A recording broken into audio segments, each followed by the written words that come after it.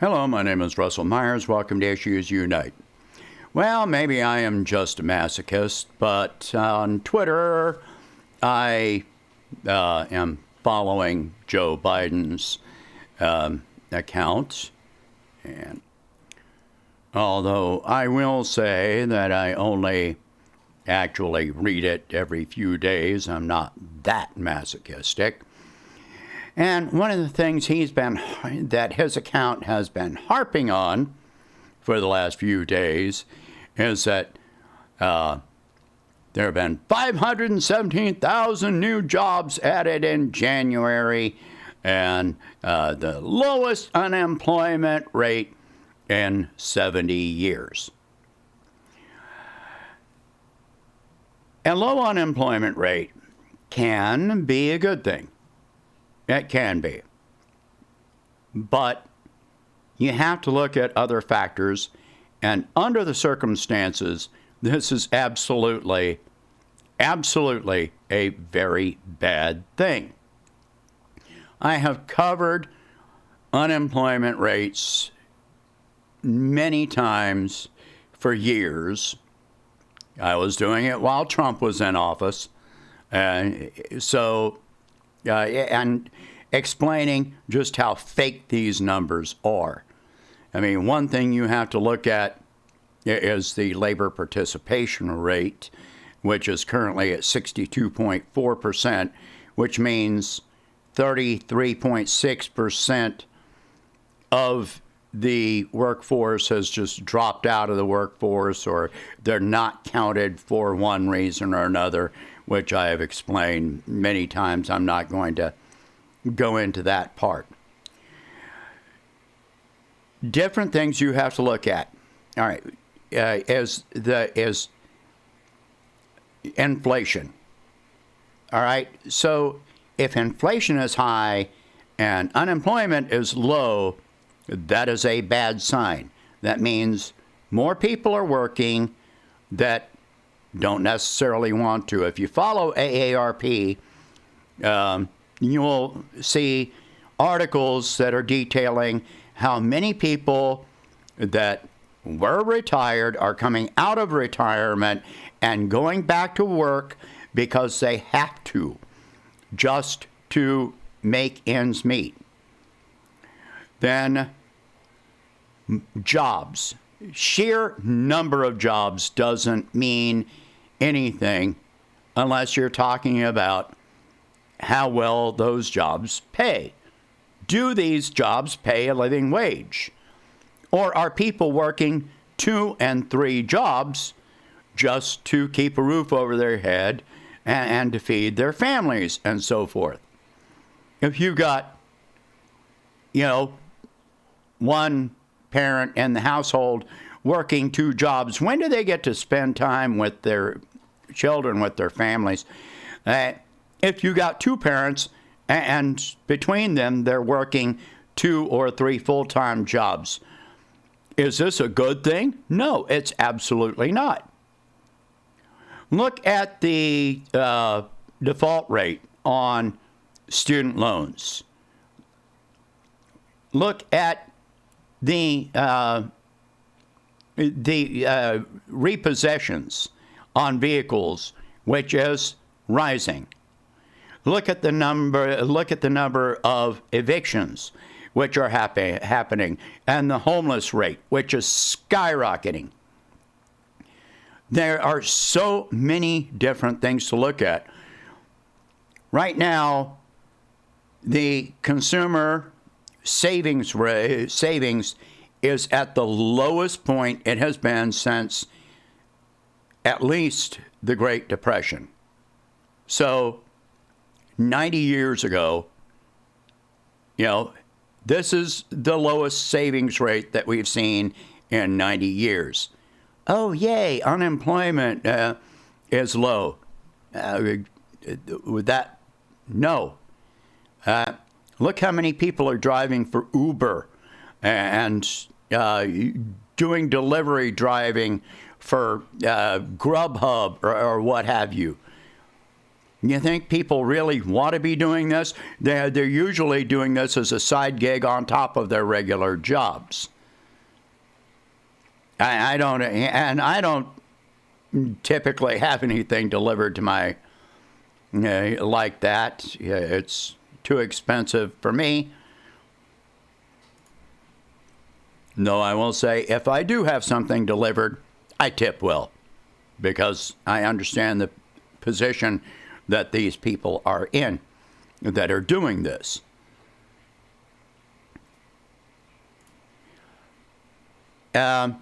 Consumer and business and corporate debt is at the highest rate in the United States of any country in world history. The national debt is at the highest rate of any country in world history. The United States accounts for well over 1/3 of global national debt. So is this a good thing that unemployment is down? No, it's not. The U3 unemployment rate, which is what is always cited as this number, is a fake number. It doesn't tell you anything. It doesn't tell you whether people are able to survive on what they're making. Now, if inflation is low, let me go into some other things. All right. Retail inventories are sky high because retail sales have been down. If nothing is being sold, then your inventory goes up. Meanwhile, the tech sector, which typically pays some of the highest wages, Google, Amazon, Meta, Facebook, whatever the hell you want to call them now, Twitter, have all been laying off tens of thousands of people. So where are these jobs coming from? Well, more than 80% of the jobs being quoted are in the hospitality and leisure sector. Now think about the fact that this is happening during the winter time. A lot of states are still snowed in. Texas has been getting hit with a snowstorm. You think they're hiring people right now? Yeah, Austin has been getting hit with power outages. So are they hiring people to work in restaurants and hotels and resorts? I don't think so. This is also happening after tens of millions of Americans had been laid off, or their jobs actually just ceased to exist during the pandemic. So these are not new jobs that are being created. These are companies that are like reopening and hiring people back to the jobs that they were working at previously. And they're all low-paying jobs. They are not something that, do you think you're really going to be able to afford your rent, your utilities, your car payment, keep your, and so forth and so on, working at McDonald's, Burger King, Walmart, etc.? No. These are not jobs that are paying people a living wage. So all of this added together does not add up to, a thriving economy or job market in any way. If the economy is doing well, inflation is low, wages are decent, you actually see a higher unemployment rate because you'll see more people that are transitioning mobile, moving from one job to another. But wages will continue to rise because employers are seeking employees, somebody to do the work. Now, in a healthy economy with low inflation and higher wages, probably a healthy unemployment rate is actually somewhere between 5 and 7%. But when all the jobs being created are low wage, we're not going to see, this could turn around, could potentially turn around, but I don't see any sign or evidence. There's no reason to believe that this will turn around and result in wages going up. For wages to go up means consumer spending has to go up. For consumer spending to go up means wages have to go up. Wages have to come first. Wages have to come first. Consumers have to have money to spend to be able to spend it. But when their rent is going up, the utilities are up, their food prices have gone up. Oh, well, inflation has leveled off, which is another one of his claims. Well, but have prices come down? No, prices have not come down.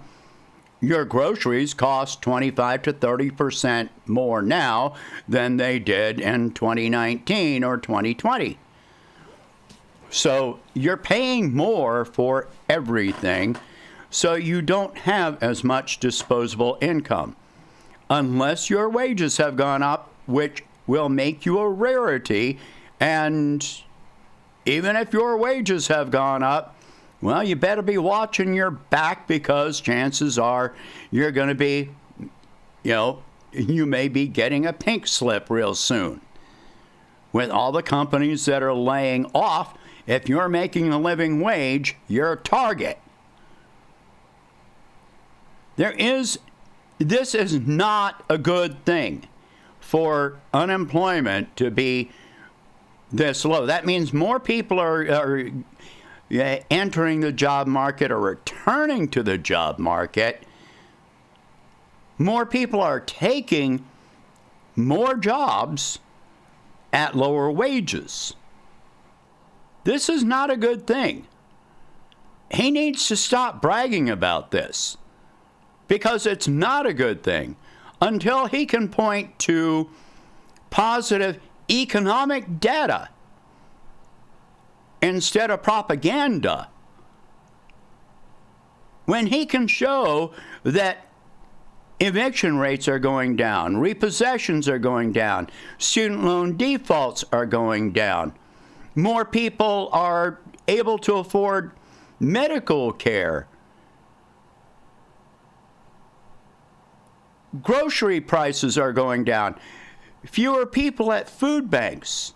Those would be positive signs. But the unemployment rate being at the lowest in 70 years, that is a very, very, very bad sign. And it is a sign of what is to come this year.